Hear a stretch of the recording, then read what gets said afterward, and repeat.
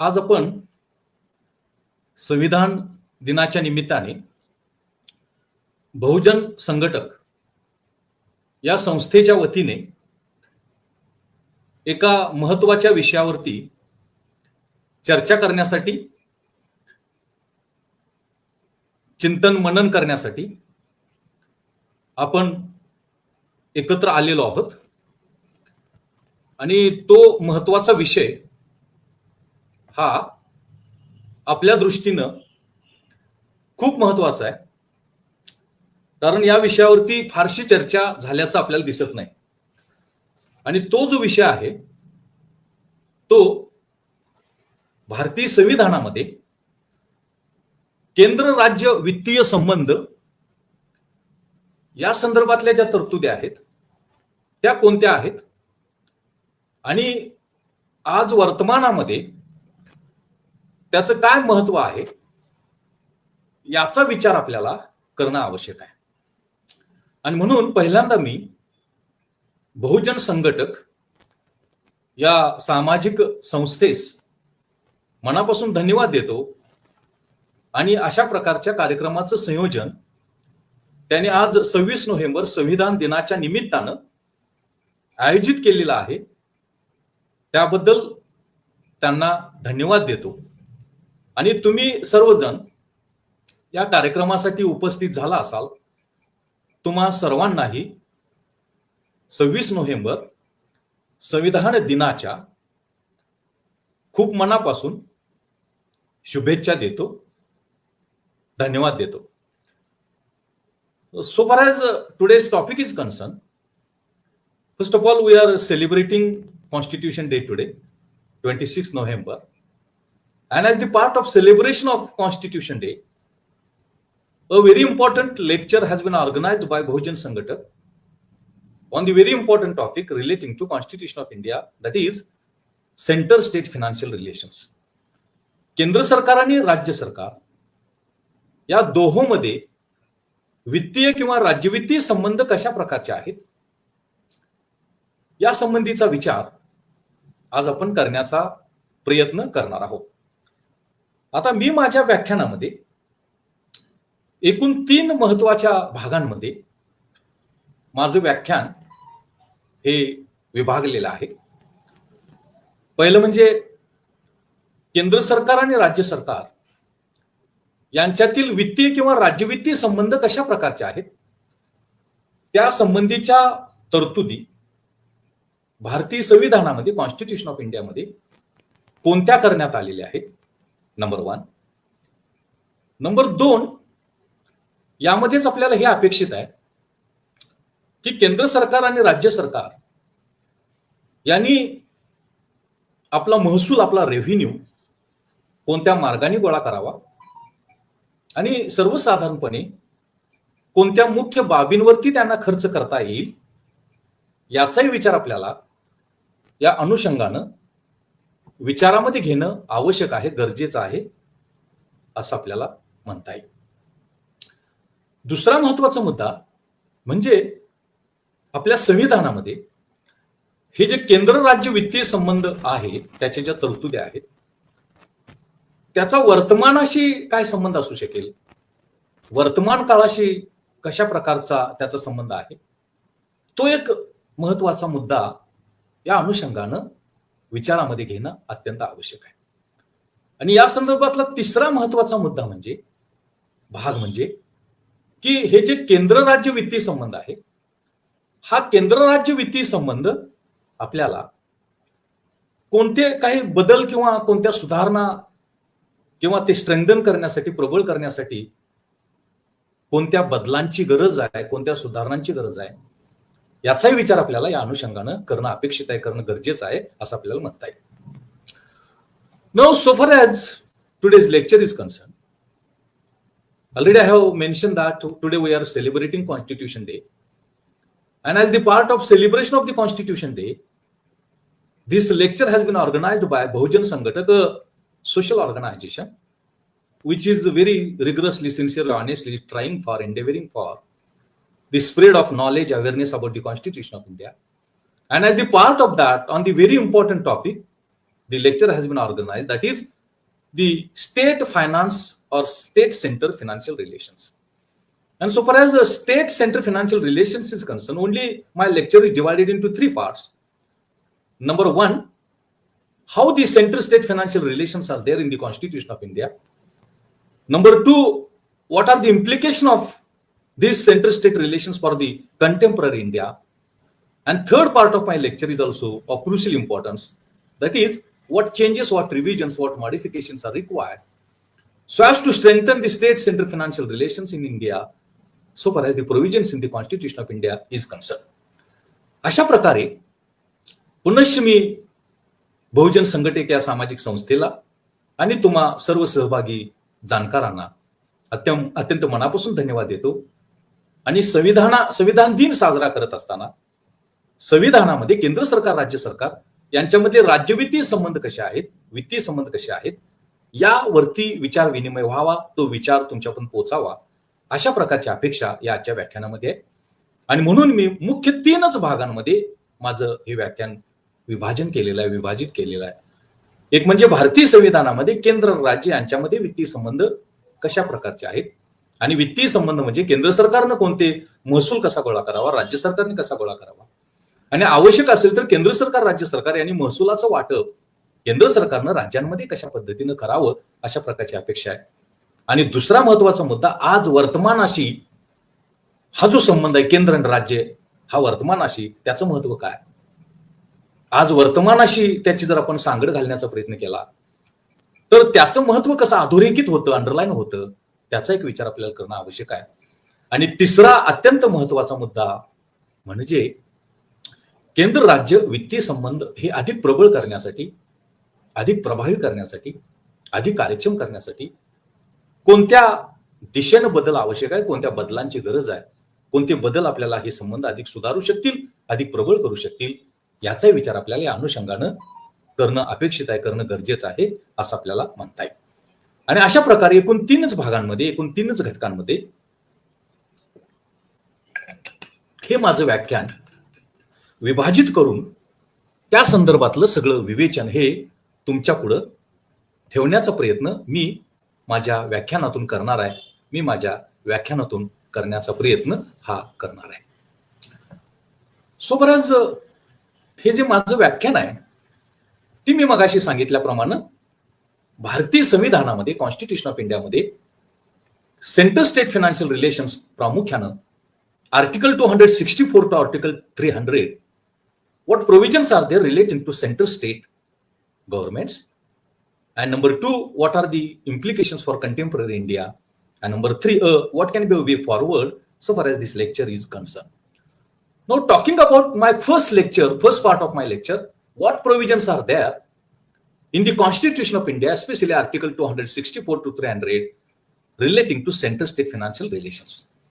आता मी माझ्या व्याख्यानाला सुरुवात करत असताना मी मगाशी म्हटल्याप्रमाणे एकूण तीनच भागांमध्ये मी माझ्या या विषयाची मांडणी करणार आहे. आणि तो विषय तसा अत्यंत महत्वाचा आहे, अत्यंत जिव्हाळ्याचा आहे, अत्यंत गंभीर आहे की भारतीय संविधान दिन साजरा करत असताना 26 नोव्हेंबर केंद्र राज्य वित्तीय संबंध कशा प्रकारचे आहेत आणि आज त्याची परिस्थिती काय, आज वर्तमानाशी त्याची नाळ कशी आपल्याला जोडता येईल, आणि महत्वाची गोष्ट म्हणजे भविष्य कालावधीमध्ये कोणत्या दिशेनं त्यामध्ये सुधारणा करणं आवश्यक आहे, सुधारणा करणं गरजेचं आहे असं आपल्याला म्हणता येईल. या दृष्टीने विचार करत असताना article 264 talks about finance commission, 65 article 265 talks about what is the need for authority to be given as per law, and article 266 talks about what is meant by consolidated funds and public accounts of India and the state governments.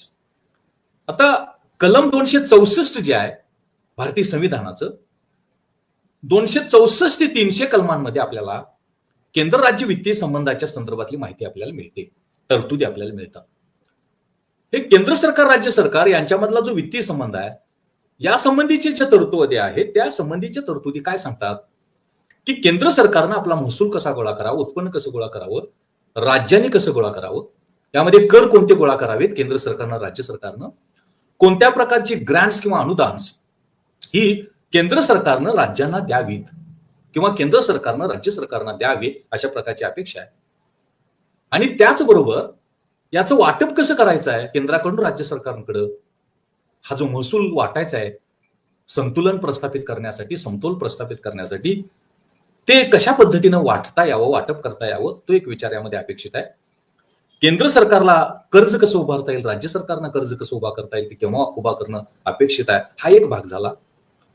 दुसऱ्या भागामध्ये खर्चाचे प्रामुख्यानं कोणते घटक असू शकतील, खर्चासाठी नेमक्या कोणत्या बाबींवरती खर्च करता येईल, आणि सगळ्यात महत्वाची गोष्ट आपल्याला या संदर्भामध्ये विचारामध्ये घेणं आवश्यक आहे, अपेक्षित आहे, ते म्हणजे आज वर्तमान अशी हे जे केंद्र राज्य वित्तीय संबंध आहे ते कशा प्रकारचे आहेत. आणि मग प्रश्न निर्माण होतो की यामध्ये काय सुधारणा, यामध्ये काही पॉझिटिव्ह चेंजेस करणं आवश्यक आहे का, हे आपल्याला करता येईल.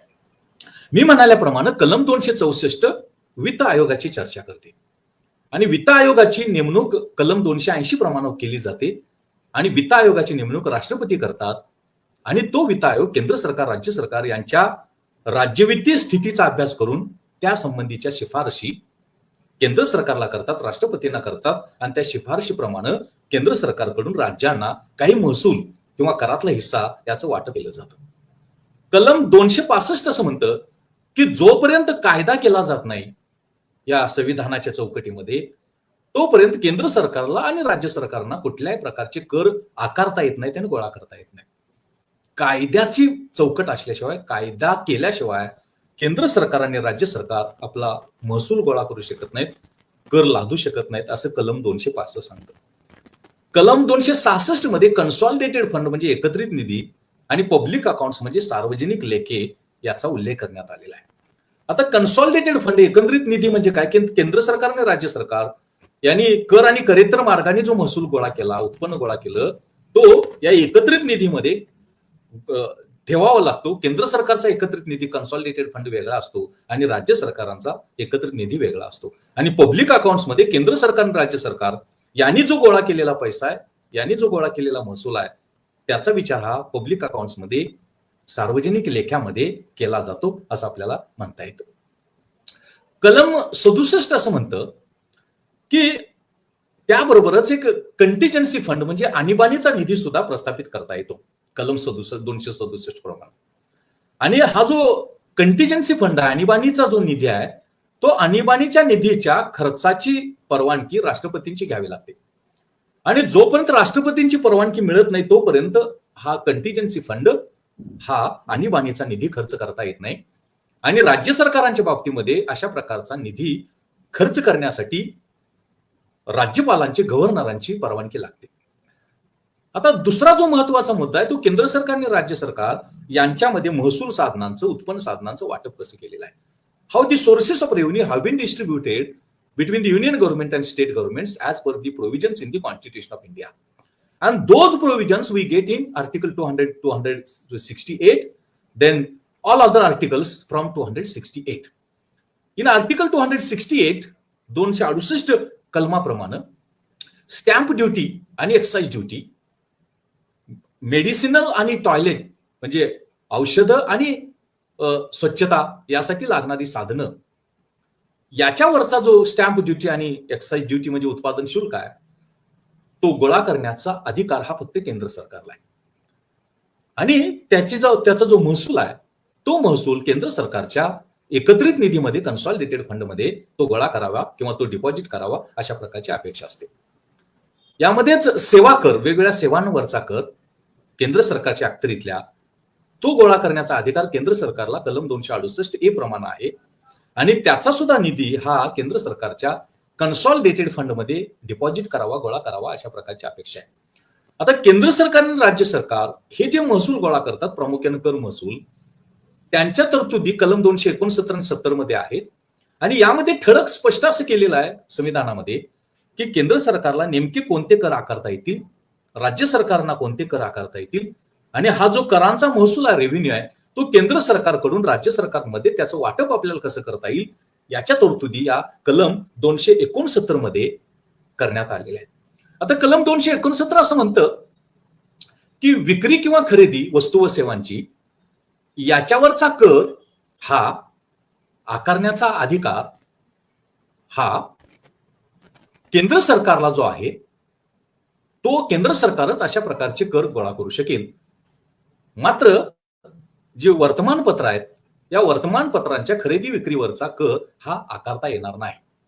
आणि राज्यांमधला जो व्यापार आहे त्याच्यावरचा कर जो आहे तो त्याच्यावरचा कर हा केंद्र सरकार आकारू शकतं, अशा प्रकारची तरतूद आहे.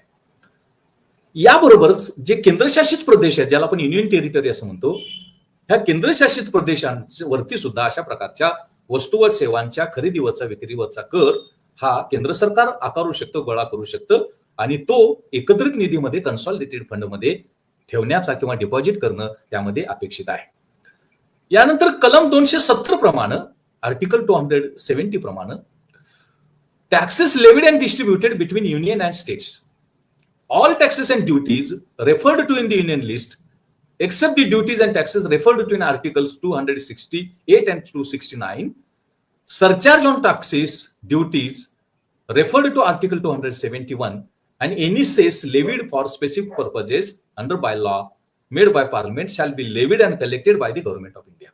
म्हणजे कलम 270 असं म्हणतं की आर्टिकल म्हणजे कलम 268 आणि 269 मधले कर वगळता बाकीचे कर केंद्र सरकार आकारू शकतो वस्तू आणि सेवांवरती, आणि त्याचा जो निधी आहे, त्याचा जो महसूल आहे, तो महसूल हा केंद्र सरकारच्या कन्सॉलिडेटेड फंडमध्ये, एकत्रित निधीमध्ये ठेवता येतो किंवा डिपॉझिट करता येतो. अशा प्रकारची तरतूद ही कलम 270 मध्ये करण्यात आलेली आहे. Article 271 talks about surcharge on certain duties and taxes for the purpose of union. म्हणजे anything in article 269 and 271, parliament may at any time increase any of the duties, taxes referred. पार्लमेंटला हा अधिकार देण्यात आलेला आहे की 269 आणि 270 कलमाप्रमाणे जो कर आकारलेला आहे त्याच्यावरती सरचार्ज, अधिभार लादण्याचा अधिकार हा केंद्र सरकारला आहे. तो केंद्र सरकार अशा प्रकारचा अधिभार आकारू शकतं, इंट्रोड्यूस करू शकतं, प्रस्तावित करू शकतं, आणि त्यातून मिळणारा महसूल हा केंद्र सरकारच्या कन्सॉलिडेटेड फंडमध्ये, एकत्रित निधीमध्ये तो ठेवण्याच्या अपेक्षा, ठेवावा अशा प्रकारच्या अपेक्षा. Article 272 talks about taxes levied and collected by union government may be distributed between union and states. केंद्र सरकारनं जो गोळा केलेला कर महसूल आहे त्याचं वाटप केंद्र आणि राज्य सरकारमध्ये कलम 272 प्रमाणे करावा, अशा प्रकारची अपेक्षा ही यामध्ये आपल्याला दिसते. यानंतर महत्वाची तरतूद कलम 273 मध्ये करण्यात आलेली आहे, and that article is grants in लिeu of export duty on the jute and jute products. Government of India imposes export duty on jute and jute products, but this jute is produced in the few states in India, Assam, Bihar, Orissa, West Bengal, and as a compensation to the export duty on jute and jute products, grants are necessary to be given to these states, Assam, Bihar, Orissa and West Bengal. यामध्ये कलम 273 मध्ये अशी तरतूद करण्यात आलेली आहे की ताग आणि ताग वस्तू याची जी निर्यात केंद्र सरकार करतं त्यावरती जो कर आकारला जातो, निर्यात कर, तो आसाम, बिहार, ओरिसा आणि पश्चिम बंगाल यांना त्या कराच्या मोबदल्यामध्ये अनुदान, ग्रँट्स देणं आवश्यक आहे. कारण ताग आणि ताग वस्तूचं उत्पादन या राज्यांमध्येच फक्त होतं आणि त्यांची नुकसान भरपाई टाळण्यासाठी कलम 273 मध्ये अशा प्रकारची तरतूद करण्यात आलेली आहे. Then as per article 271, prior recommendation of president is required to bills affecting taxes in which states are interested. Now if states are imposing taxes but the central government is interested, permission of the president is required.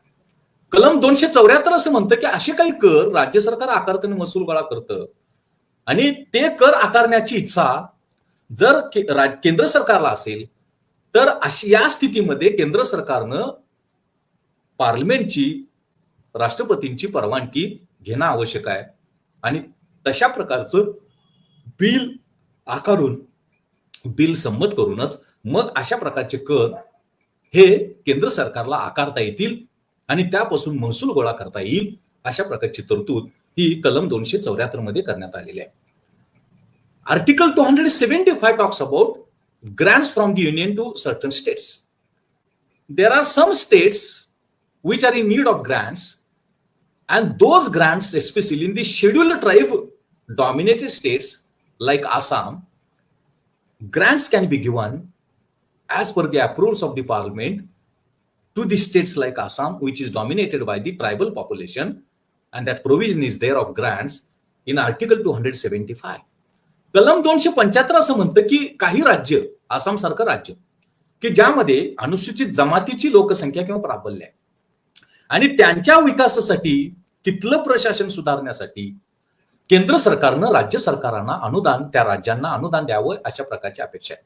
आणि ते अनुदान consolidated fund, एकत्रित निधीतून केंद्र सरकारच्या द्यायची तरतूद ही करण्यात आलेली आहे. यामधून अनुसूचित जमाती, शेड्यूल ट्राईबच्या विकासासाठी, तिथलं प्रशासन सुधारण्यासाठी अशा प्रकारची तरतूद ही कलम 275 प्रमाणे केंद्र सरकार अशा राज्यांना, म्हणजे अनुसूचित जमाती बहुलक राज्यांना, आसाम सारख्या अशा प्रकारचे अनुदान देऊ शकतं किंवा देण्याची तरतूद ही करण्यात आलेली आहे. As per Article 276, the provision is there about taxes on professions, trades, callings and employment.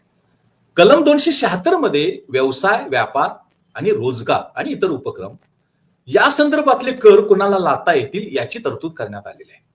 आणि कलम 276 असं म्हणतं, आर्टिकल 276 असं म्हणतं की no law of the legislature of a state relating to taxes for the benefit of the state or of a municipality, district board, local board, or other local authority, respect professions, trades, callings, employment, shall be invalid on the grounds that the relates are a tax on income.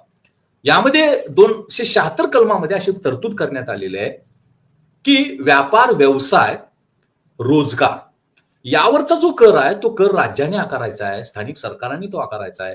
तो कर आकारण्याचा अधिकार हा केंद्र सरकारला 276 कलमाप्रमाणे मिळालेला नाही किंवा तो मिळत नाही, अशा प्रकारची तरतूद ही यामध्ये करण्यात आलेली आहे.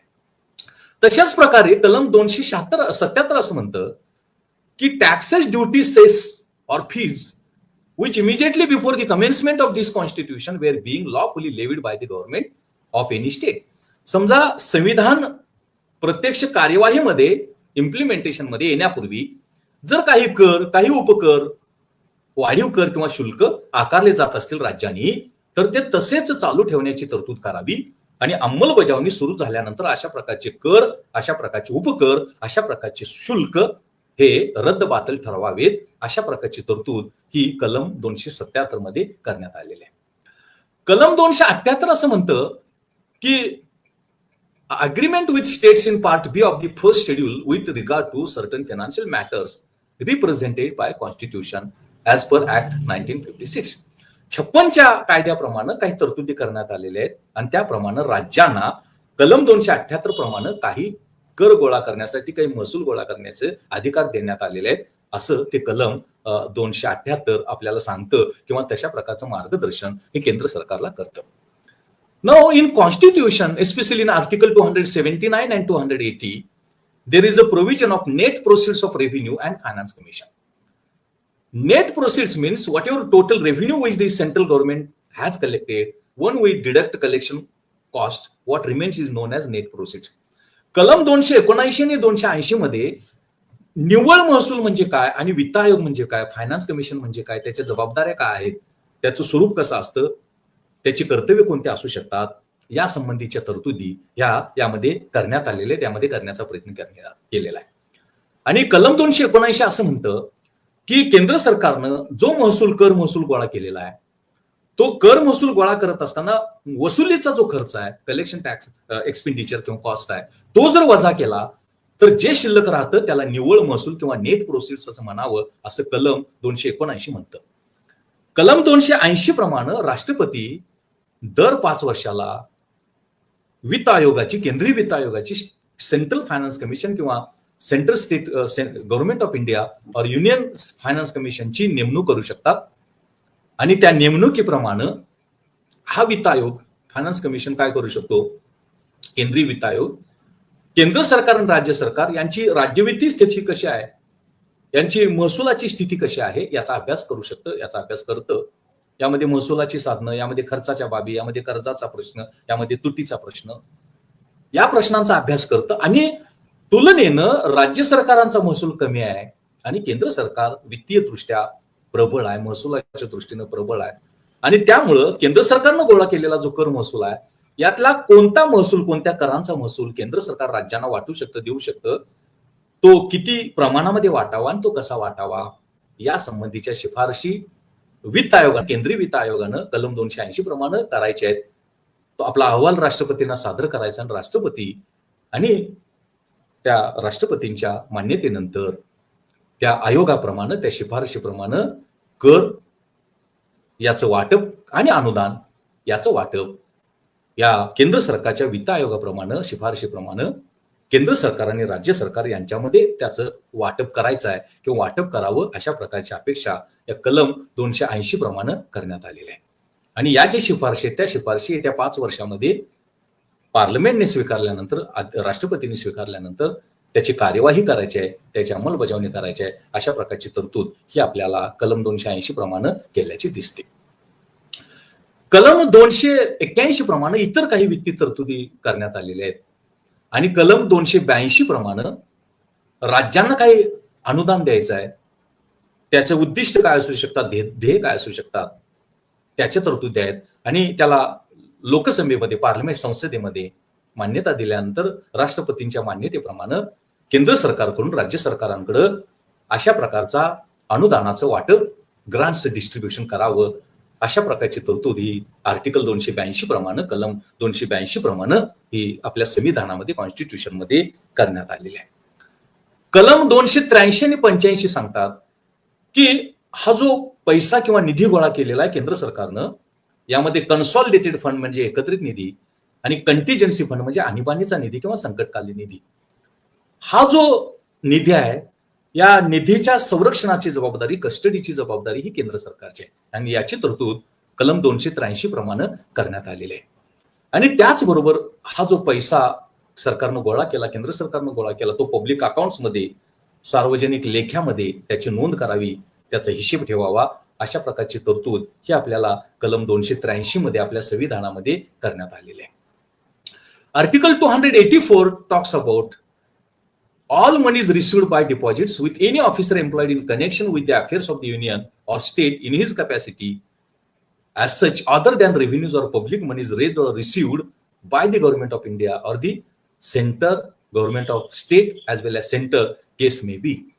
कलम 284 असं म्हणतं की हा जो महसूल गोळा केला आणि तो केंद्राने राज्यांच्या एकत्रित निधीमध्ये गोळा केला ठेवला, त्यानंतर या व्यतिरिक्त जर काही पैसा गोळा केला गेला तर तो पैसा हा त्याची जबाबदारी केंद्र सरकारनं आणि राज्य सरकारनं त्यांच्या संरक्षणाची, त्याच्या डिपॉझिटची जबाबदारी ही केंद्र सरकारनं आणि राज्य सरकारने घ्यायची आहे अशा प्रकारची तरतूद ही यामध्ये करण्यात आलेली आहे. आता केंद्र सरकार आणि राज्य सरकार वेगवेगळ्या प्रकारची कर आकारत असताना, वेगवेगळ्या प्रकारचे टॅक्सेस आकारत असताना केंद्र सरकारला आणि राज्य सरकारनं सुद्धा केंद्र सरकारच्या आणि राज्य सरकारांच्या काही करांमध्ये सूट देण्यात आलेली आहे, सवलत देण्यात आलेली आहे. As central government as well as state governments impose variety of taxes, some exemptions are given to both central government or union government as well as state government in the taxes which are being imposed by both the central government as well as state government. आणि याच्या तरतुदी आपल्याला कलम 285 मध्ये आपल्याला मिळतात. आणि यामध्ये असं म्हटलेलं आहे की केंद्र सरकारचे काही कर यातून राज्य सरकारना सवलती देण्यात आलेल्या आहेत, सूट देण्यात आलेल्या आहे. तसंच राज्य सरकारांचे कर यांना केंद्र सरकारला सूट देण्यात आलेले आहे. यामध्ये कलम 285 असं म्हणतं की restrictions as to imposition of tax on sale or purchase of goods. केंद्र सरकार वस्तू व सेवांच्या खरेदी विक्रीवर कर आकारू शकत नाही.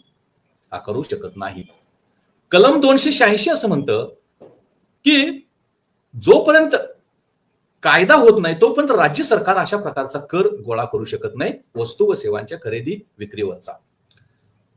त्यानंतर विजेवरचा जो कर आहे, exemption from taxes on electricity, save in so far as parliament may by law or otherwise provide no law of state shall impose or authorise the imposition of tax on consumption of sale of electricity produced by government or other. विजेवरचा जो कर आहे तो विजेवरचा कर, ज्या विजेचं सेवन केंद्र सरकारने केलेलं आहे त्याच्यावरती कर हा राज्यांनी आकारायचा नाही किंवा तो आकारता येणार नाही अशा प्रकारची सूट ही केंद्र सरकारला वीज करामध्ये, इलेक्ट्रिसिटी टॅक्समध्ये दिलेली आहे. त्याचबरोबर पाण्यावरचा कर, पाणी वापरावरचा कर, वीज वापरावरचा कर यातून सूट केंद्र सरकारला मिळणं अपेक्षित आहे. त्याचबरोबर जो केंद्र सरकार उत्पन्न कर आकारतं, इन्कम टॅक्स आकारतं, तो उत्पन्न कर हा संपत्तीवरती आकारला तर राज्यांच्या संपत्तीवरती आकारल्यास केंद्र सरकारनं या उत्पन्न करामध्ये सूट देणं अपेक्षित आहे, सवलत देणं अपेक्षित आहे, अशा प्रकारची तरतूद यामध्ये करण्यात आलेली आहे. As per article 290 provision is there of adjustment in respect of certain expenses and pensions. काही खर्च आणि काही निवृत्ती वेतन या संदर्भातल्या काही समायोजन ऍडजस्टमेंटची तरतूद ही कलम 290 मध्ये करण्यात आलेली आहे. आणि या कलमाप्रमाणे where under the provisions of this constitution the expenses of any court or commission or the pension payable to or in respect of a person who has served before the commencement of this constitution under the crown in India or after such commencement in connection with the affairs of union government or state. की संविधानाची अंमलबजावणी सुरू होण्यापूर्वी जी राज्य होती किंवा जे राजेशाही होत्या त्यावेळेला जे काम केलं नोकरांनी किंवा कर्मचाऱ्यांनी त्यांचं वेतन, त्यांचं निवृत्ती वेतन हे यावरचा खर्च हा केंद्र आणि राज्यांनी करायचा आहे, तो त्या टाळता येणार नाही. अशा प्रकारची ऍडजस्टमेंट ही कलम 290 प्रमाणे करावी अशी तरतूद ही संविधानामध्ये करण्यात आलेली आहे. असंच कलम 290 मध्ये 91 मध्ये तरतूद करण्यात आलेली आहे. आता महत्वाचा मुद्दा जो आहे की केंद्र सरकार आणि राज्य सरकार यांना कर्जाची आवश्यकता असते, बॉरोइंग किंवा डेटची आवश्यकता असते. And all the provisions relating to public debt or borrowing of the government of India as well as states has been made in the Constitution, Article 292 and 293. केंद्र सरकारला आणि राज्य सरकारला प्रामुख्याने विकास कामासाठी, विकास खर्चासाठी, भांडवली खर्चासाठी लागणारं जे कर्ज आहे किंवा जे डेट आहे, बॉरोइंग आहे, त्याच्या तरतुदी आपल्याला कलम 292 आणि 93 मध्ये आपल्याला दिसतात. कलम 292 प्रमाणे केंद्र सरकार कर्ज उभारू शकतं आणि त्या कर्जाची रक्कम कन्सॉलिडेटेड फंडमध्ये केंद्र सरकारच्या एकत्रित निधीमध्ये ती ठेवणं अपेक्षित आहे. कलम 293 प्रमाणे राज्य सरकार कर्ज उभारू शकतात, मात्र राज्यांना कर्ज उभारण्यासाठी काही बंधनं आहेत, त्या बंधनाच्या चौकटीमध्ये राज्य कर्ज उभारू शकतात आणि तो जो निधी आहे, तो जो पैसा आहे, महसूल आहे, तो राज्य सरकारने आपल्या कन्सॉलिडेटेड फंडमध्ये जमा करायचा आहे, आपल्या कन्सॉलिडेटेड फंडमध्ये तो डिपॉझिट करायचा आहे. अशा प्रकारची तरतूद ही यामध्ये करण्यात आलेली आहे. Then the succession to property assets right liabilities and obligations in certain cases as per कलम 294. कलम 294 प्रमाणे संपत्ती, मत्ता, हक्क, देय या संदर्भातल्या काही तरतुदी यामध्ये कलम 294 प्रमाणे करण्याचा प्रयत्न तो केंद्र सरकारला आणि कलम 295 प्रमाणे राज्य सरकारला अशा प्रकारची तरतूद ही करण्यात आलेली आहे किंवा केलेली आहे असं आपल्याला दिसतं. कलम 297 ते 99 मध्ये प्रामुख्यानं things of value within territorial waters और continental shelf and resources of the exclusive economic zone to vest in union. समजा केंद्रशासित प्रदेश असतील तर त्या संदर्भातल्या तरतुदी आपल्याला कलम 297 आणि 299 मध्ये आपल्या संविधानामध्ये केल्याचे दिसतात किंवा केलेले आहेत असं आपल्याला दिसतं. आणि कलम 298 असं म्हणतं की केंद्र सरकार आणि राज्य सरकारांना व्यापार आणि व्यवसाय घडवून आणण्याचं किंवा करण्याचं अधिकार आणि स्वातंत्र्य हे कलम 298 प्रमाणे केंद्र सरकारला आणि राज्य सरकारला दिल्याची तरतूद ही कलम 298 मध्ये आहे. कलम 299 आणि कलम 300 मध्ये प्रामुख्यानं करार, कॉन्ट्रॅक्ट्स आणि कॉन्ट्रॅक्टच्या संदर्भातली तरतूद ही आपल्याला दिसते. आणि कलम 299 प्रमाणे केंद्र सरकार आणि 2 प्रमाणे राज्य सरकारना अशा प्रकारचा करार हा संपत्तीच्या संदर्भातला, प्रॉपर्टीच्या संदर्भातला, मत्तेच्या संदर्भातला, वेल्थच्या संदर्भातला करण्याचा अधिकार ही कलम 299 मध्ये करण्यात आलेली आहे असं आपल्याला दिसतं. अशा प्रकारच्या अत्यंत महत्वाच्या तरतुदी साधारणतः केंद्र आणि राज्य सरकार यांच्यामधल्या ज्याला आपण राज्यवित्तीय संबंध असं म्हणतो, स्टेट सेंटर फायनान्शियल रिलेशन्स असं म्हणतो, त्या संदर्भातल्या तरतुदी या आपल्या संविधानामध्ये, भारतीय संविधानामध्ये केल्याचं आपल्याला स्पष्ट दिसतं, केल्याचं आपल्याला दिसून येतं. आता यामध्ये आपण हे बघण्याचा प्रयत्न केला की केंद्र सरकारला महसूल कसा गोळा करता येतो, कोणते कर आकारता येतात, राज्य सरकारने कोणते कर आकारायचे, अनुदान केंद्र सरकारनं राज्यांना कसं द्यायचं, वित्त आयोगाची भूमिका काय असते, फायनान्स कमिशनची भूमिका काय असते, केंद्र सरकारनं आणि राज्य सरकारनं आपला कर्ज कसं उभा करता येतं, केंद्राच्या तरतुदीने राज्यांच्या कर्जाच्या संदर्भातल्या तरतुदी, याच्या तरतुदी आपल्याला आपल्या संविधानामध्ये, कॉन्स्टिट्यूशन मध्ये झाल्याचं आपल्याला दिसतं. आणि या सगळ्या तरतुदी भारतीय संविधानामध्ये कलम 264 आणि कलम 264 ते कलम 300 पर्यंत या सगळ्या तरतुदी आपल्याला दिसतं. आणि यामध्ये चित्र स्पष्ट करण्यात आलेले, पिक्चर स्पष्ट करण्यात आलेलं आहे की हे कर लादण्याचा अधिकार केंद्र सरकारला आहे, हे कर लादण्याचा अधिकार राज्य सरकारना आहे, हे अनुदान केंद्र राज्य सरकारना देऊ शकतं आणि अशा प्रकारचं कर्ज किंवा एवढं कर्ज केंद्र सरकार उभा करू शकतं, राज्य सरकार उभा करू शकतं आणि वित्त आयोगाची भूमिका, फायनान्स कमिशनची भूमिका काय असू शकते याची तरतूद आपल्याला यामध्ये दिसते.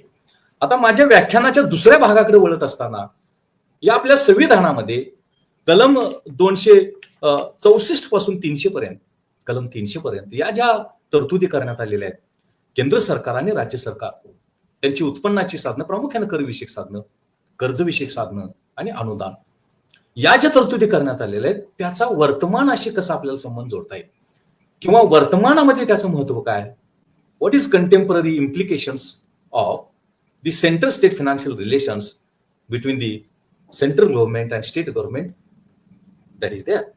वर्तमानामध्ये त्याचं महत्व काय, केंद्र राज्य हे वित्तीय संबंध वर्तमानामध्ये आपल्याला कसे दिसतात, वर्तमान भारतामध्ये आणि राज्यांमध्ये कशा प्रकारचे ते आहेत, याचा विचार आपल्याला माझ्या या व्याख्यानाच्या दुसऱ्या भागामध्ये करणं अपेक्षित आहे. पहिली महत्वाची गोष्ट अशी की all states are in higher financial or fiscal state. सगळी राज्य सरकार ही वित्तीय विवेचनेमध्ये आहेत, वित्तीय विवंचनेमध्ये आहेत. आणि त्याचं कारण पण साहजिक आहे. त्याचं कारण पण असं आहे की केंद्र सरकार तुलनेनं महसुलामध्ये प्रबळ आहे, त्या मानानं राज्य सरकार प्रबळ नाही. आणि आता आपण जीएसटी लावलाय, वस्तू आणि सेवा कर, आणि वस्तू व सेवा करांमुळे फार मोठ्या प्रमाणावरती राज्य सरकारांच्या राज्य वित्तीय किंवा महसूल उत्पन्नाच्या स्थितीवरती प्रतिकूल परिणाम झाल्याचं दिसतं. आणि त्या प्रमाणामध्ये नुकसान भरपाई ही केंद्र सरकारनं राज्यांना करावी अशा प्रकारची अपेक्षा आहे. आणि आज आपल्याला चित्र जे दिसतं की आपल्या संविधानामध्ये केंद्र राज्य वित्तीय संबंधाची तरतूद केलेली असली तरी सुद्धा आज राज्य ही वित्तीय विवेचनेमध्ये आहेत, महसुलाच्या टंचाईमध्ये आहेत. आणि तो प्रश्न आपल्याला या संविधानाच्या चौकटीमध्ये, कॉन्स्टिट्यूशनच्या फ्रेमवर्कमध्ये त्याचं विवेचन विश्लेषण करणं आवश्यक आहे. म्हणजे आज जो राज्यांपुढे महसुलाच्या टंचाईचा, उत्पन्नाच्या टंचाईचा जो प्रश्न निर्माण झालेला आहे तो संविधानाच्या चौकटीमध्ये आपल्याला सोडवणं आवश्यक आहे. संविधानाच्या चौकटीमध्ये आपण तो सोडवण्याचा प्रयत्न करायला पाहिजे, नंबर 1. दुसरा महत्वाचा मुद्दा असा की आज केंद्र सरकारकडून राज्य सरकारना काही महसुलाची देणी, ड्यूज देणं अपेक्षित आहे, अभिप्रेरित आहे. उदाहरणार्थ जीएसटीचा अनुदान किंवा जो सेंट्रल जीएसटी आहे आणि इंटिग्रेटेड जीएसटी आहे, हा इंटिग्रेटेड जीएसटी केंद्र सरकारकडे जमा होतो आणि तो केंद्र राज्य यांच्यामध्ये वाटावा अशा प्रकारची अपेक्षा आहे. आणि असे काही कर आहेत की जे राज्याचे कर आहेत केंद्र सरकारकडे गोळा होतात किंवा केंद्राचे कर आहेत राज्य सरकार गोळा करतं आणि त्याचा हिस्सा केंद्र सरकार काही राज्यांना देतं वित्त आयोगाच्या, फायनान्स कमिशनच्या शिफारशीप्रमाणे. आणि म्हणून जी काही देणी, ड्यूज ही केंद्र सरकारकडून राज्यांना देणं अपेक्षित आहे, अभिप्रेरित आहे, ती नेमकी कोणती आहेत, ती नेमकी काय आहेत याचा विचार सुद्धा आपल्याला या अनुषंगानं करणं अपेक्षित आहे. आणि तो करत असताना भारतीय संविधानाचा आधार घ्यायला पाहिजे. आणि जी काही देणी आहेत, करांची देणी आहेत किंवा अजून काही देणी आहेत, ती देणी ही संविधानाच्या चौकटीमध्ये आपण केंद्राकडून राज्यांना द्यावं, थकबाकी राहू नये किंवा थकबाकी असू नये अशा प्रकारची अपेक्षा, अशा प्रकारची व्यवस्था ही या अनुषंगानं करणं गरजेचं आहे, करणं अपेक्षित आहे असं आपल्याला दिसतं. तिसरा महत्वाचा मुद्दा म्हणजे tax reforms and compensation. At central level, government of India level, tax reforms are being carried out. Some changes are made in the tax rates, new taxes are imposed. Take example GST, and that poses shortage of revenue to the states.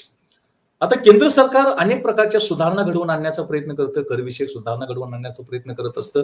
एकूण अर्थव्यवस्थेची गरज म्हणा किंवा आंतरराष्ट्रीय पातळीवरची परिस्थितीची, व्यवस्थेची गरज म्हणा, अशा प्रकारच्या सुधारणा, अशा प्रकारचा बदल हा केंद्र सरकारला कर व्यवस्थेमध्ये, राज्य वित्तीय व्यवस्थेमध्ये करावा लागतो.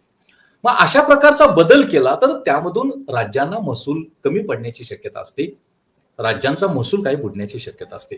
उदाहरण द्यायचं झालं तर जीएसटी, वस्तू व सेवा कर.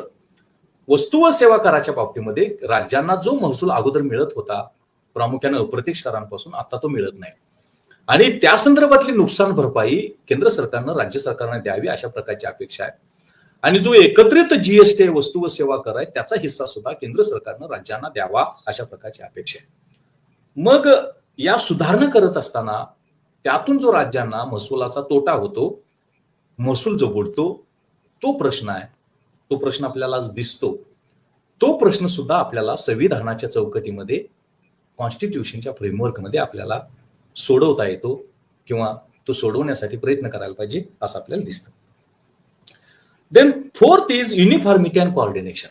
Because constitution is one, even though central government is different and state governments are different, there is a need for uniformity and coordination between the central government and state government. जरी केंद्र सरकार राज्य सरकार ही वेगळी वेगळी असली तरी सुद्धा त्यांच्यामध्ये एकरूपता असायला पाहिजे, त्यांच्यामध्ये समन्वय असायला पाहिजे.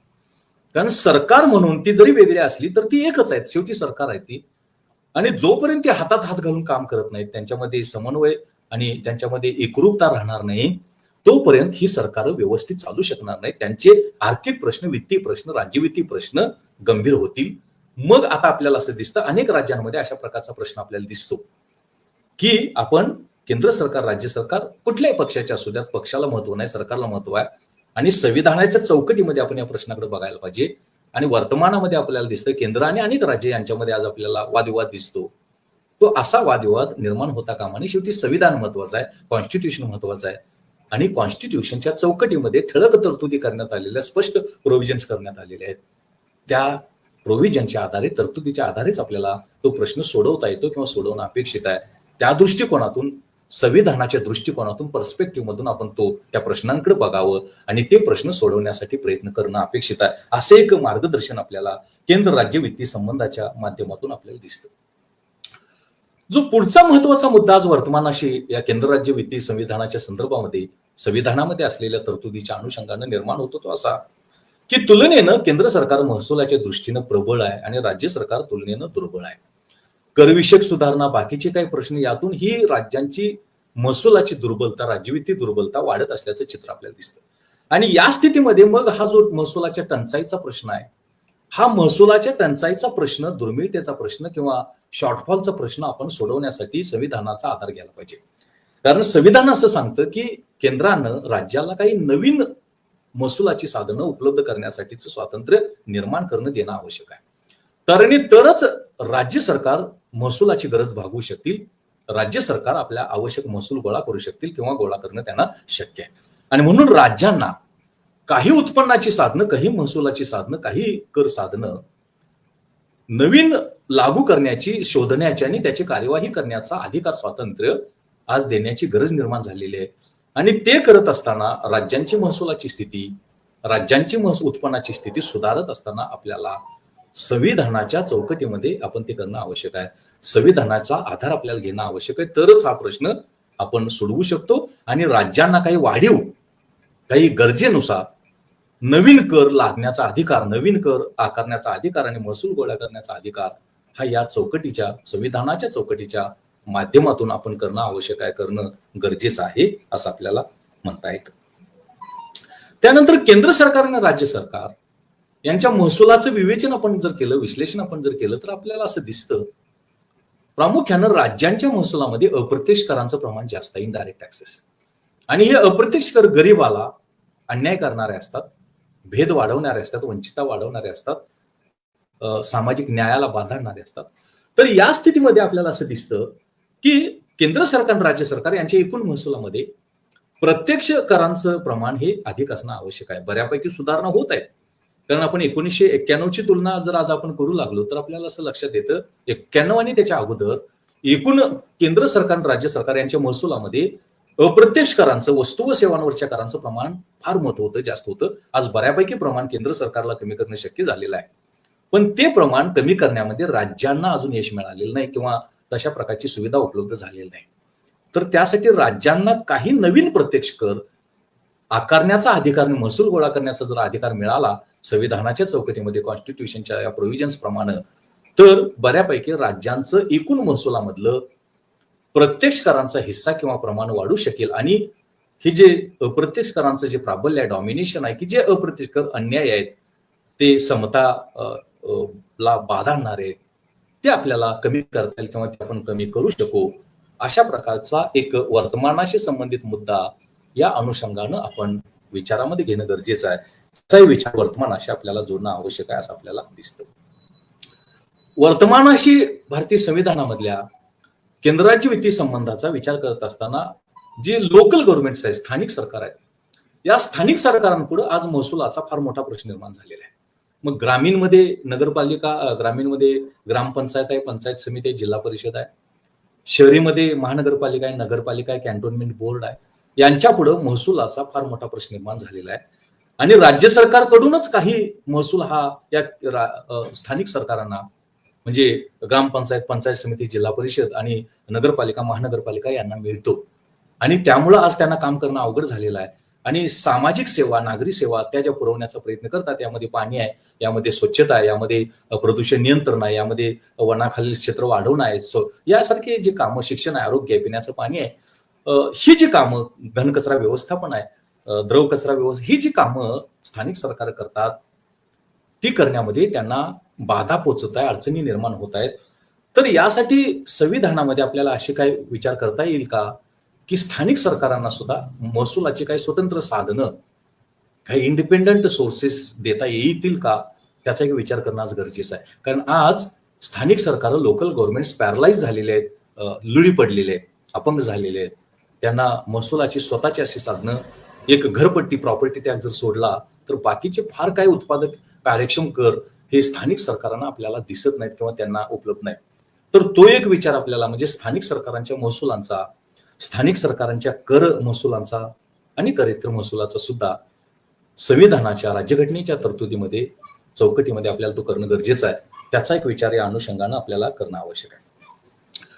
73वी आणि 74वी घटना दुरुस्ती झाली आणि त्या घटना दुरुस्तीप्रमाणे स्थानिक सरकार, ग्रामीण आणि नागरी यांच्या आणि राज्य सरकार यांच्या राज्यवित्तीय स्थितीचा, महसूल विषयक आणि खर्चविषयक स्थितीचा अभ्यास करून शिफारशी करण्यासाठी राज्य वित्त आयोगाची, स्टेट फायनान्स कमिशनची स्थापना करण्याची तरतूद करण्यात आली. मात्र आज जर वर्तमान चित्र आपण बघितलं स्टेट फायनान्स कमिशनचं, तर state finance commission have become more or less defunct. आज ते जवळपास निष्क्रिय झाल्याचं आपल्याला दिसतं. त्यांना क्रियाशील करायला पाहिजे, ऍक्टिव्ह करायला पाहिजे, डायनामिक करायला पाहिजे आणि कंटिन्युअसली दर 5 वर्षांनी या राज्य सरकारांनी, स्थानिक सरकार यांच्या आर्थिक स्थितीचा, उत्पन्नाच्या स्थितीचा, महसुलाच्या स्थितीचा, खर्चाच्या स्थितीचा अभ्यास करून स्थानिक सरकारांची वित्तीय स्थिती सुधारण्यासाठीच्या शिफारशी राज्य सरकारनं करणं आवश्यक आहे. आणि त्या केलेल्या शिफारशींच्या अंमलबजावणीची जबाबदारी ही राज्य सरकारने करणं आवश्यक आहे. आणि स्थानिक सरकार आणि राज्य सरकार यांच्यामध्ये जी वित्तीय असमानता आहे, फिस्कल इम्बॅलन्स निर्माण झालेला आहे, तो कमी करण्यासाठीचा प्रयत्न सुद्धा भारतीय संविधानाच्या, कॉन्स्टिट्यूशनच्या चौकटीमध्ये, फ्रेमवर्कमध्ये करण्याची आज निकड निर्माण झालेले, गरज निर्माण झालेले असं आपल्याला दिसतं. म्हणून केंद्र सरकार, राज्य सरकार यांच्यातल्या ज्या सेंट्रल स्टेट फायनान्शियल रिलेशन्स आहेत, राज्यवित्तीय संबंध आहेत, त्या राज्यवित्तीय संबंधाचं जे महत्व आज आपल्याला अधोरेखित होत आहे आणि त्याचे नेमके मुद्दे कोणते, ते मुद्दे मी तुम्हाला तुमच्या पुढे ठेवण्याचा प्रयत्न केला. या सगळ्या मुद्द्यांच्या बाबतीमध्ये केंद्र सरकार आणि राज्य सरकार यांच्यामधले जे राज्यवित्तीय संबंध आहेत, फिस्कल रिलेशन्स आहेत, हे फिस्कल रिलेशन्स सुधारण्याची, त्यामध्ये सुधारणा घडवून आणण्याची गरज आहे, ती सुधारणा आवश्यक आहे असं आपल्याला दिसतं. आता शेवटचा जो मुद्दा आहे, third part of my lecture I am dealing with, त्याचा विचार मी तुमच्यापुढे ठेवण्याचा प्रयत्न करतोय की एकंदरीत आपल्या संविधानामध्ये केंद्र सरकार, राज्य सरकार यांच्या महसुलाच्या तरतुदी, त्यातून गोळा होणारा महसूल, त्यातून वाटप करावा लागणारा महसूल, केला जाणारा महसूल आणि मग वर्तमानामध्ये निर्माण झालेले प्रश्न, निर्माण झालेल्या समस्या आणि कोणत्या, त्याचं महत्व काय, इम्पॉर्टन्स, सिग्निफिकन्स काय आहे, हे ठेवल्यानंतर मग आपल्याला केंद्र राज्य वित्तीय संबंध कसे सुधारता येतील, कसे ते हेल्दी करता येतील, कसे मैत्रीपूर्ण करता येतील आणि प्रामुख्याने राज्यांच्या आणि स्थानिक सरकारांचे राज्यवित्तीय प्रश्न आहेत, फिस्कल प्रॉब्लेम, चॅलेंजेस आहेत, ते कसे आपल्याला दूर करता येतील, कसे आपल्याला नियंत्रित करता येतील, याचा एक विचार आपल्याला या अनुषंगानं करणं अत्यंत गरजेचं आहे, करणं आवश्यक आहे. आणि म्हणून in the third part of my lecture I am trying to place before you what can be a way out so as to strengthen and improve the fiscal relations between center and state as well as state and local also, and what measures and remedies can be introduced and implemented as the result of that. Fiscal relations between central government and state government and state governments and local governments can be strengthened, can be improved.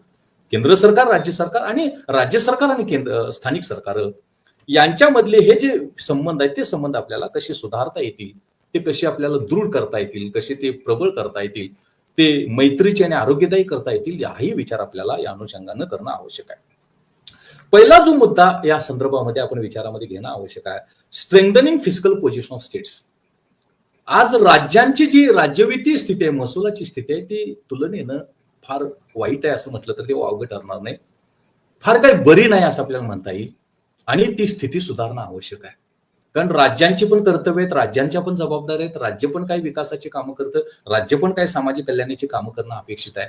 आणि त्यामुळं आज आपल्याला राज्यांच्या महसुलाच्या स्थितीची, राज्यवित्तीय स्थितीची परिस्थिती सुधारणं गरजेचं आहे.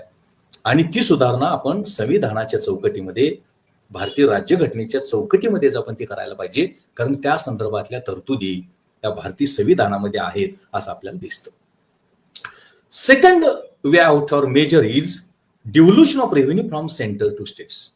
तुलनेनं भारतीय संविधानामध्ये केंद्र सरकार प्रबळ आहे महसुलाच्या बाबतीमध्ये, उत्पन्नाच्या बाबतीमध्ये. पण त्या मानानं राज्य सरकार प्रबळ नाहीत किंवा ती दुर्बल आहेत असं म्हटलं तर चालेल, किंवा आवश्यक महसुलाची पातळी त्यांच्याकडे नाही असं आपण म्हणूया.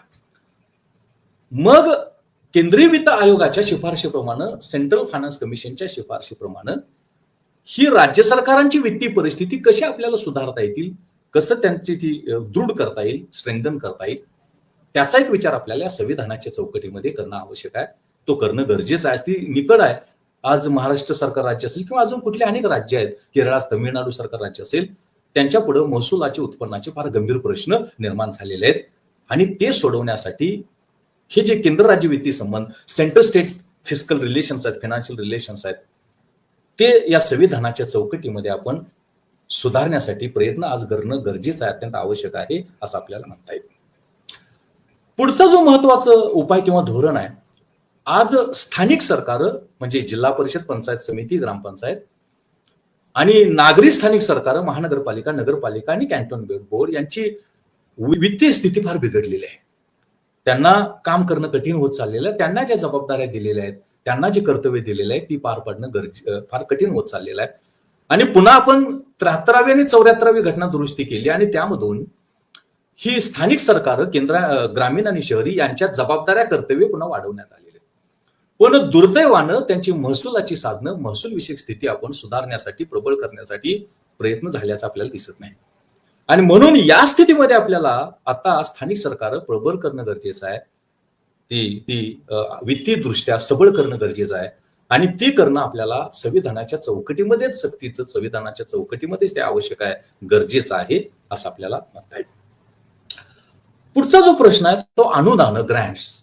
केंद्र सरकारनं राज्यांना अनुदानं द्यावीत आणि काही ग्रँट्स, काही अनुदानं केंद्र सरकारनं स्थानिक सरकारांना पण द्यावीत आणि राज्य सरकारांना आणि स्थानिक सरकारांना महसुलाच्या दृष्टीनं, राज्यवित्तीय दृष्टीनं प्रबळ करण्याचा, स्ट्रेंथन करण्याचा, दृढ करण्याचा, त्यांची परिस्थिती सुधारण्याचा प्रयत्न करणं अपेक्षित आहे, आवश्यक आहे. आणि ते संविधानाच्या चौकटीमध्ये करणं आवश्यक आहे असं आपल्याला दिसतं.